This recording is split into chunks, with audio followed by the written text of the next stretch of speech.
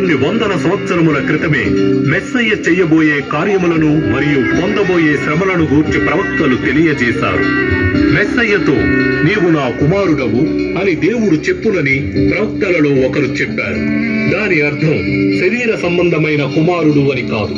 దేవుని కుమారుడు అనే నామము మెస్సయ్యకు దేవునితో గల సంబంధాన్ని, లోక రక్షకునిగా, ప్రభువుగా ఆయన పాత్రను వివరిస్తుంది. ప్రవక్త అయిన యెషయా కన్యక గర్భవతియే కుమారుని కనును అని ప్రవచించెను. ఈయన కన్యక గర్భమందు మనుష్య కుమారునిగా జన్మించి దేవునిని లోకములకు వెల్లడిపరచడానికి పంపబడిన నిత్యమైన దేవుని వాక్యమై ఉన్నాడు. మెస్సయ్య బెత్లెహేములో జన్మించునని ప్రవక్తలు ప్రవచించిరి. ఆయన వారి రాజుగా యెరూషలేములో ప్రవేశించునని మరియు 30 వెండి నాణెములకు తన శిష్యుని చేత అమ్మబడునని వారు ముందే తెలియజేశారు. మెస్సయ్య తన ప్రాణాన్ని త్యాగం చేస్తాడని, 3వ దినమున మృతులలో నుండి దేవుడు ఆయనను లేపునని ప్రవక్తలు చెప్పారు.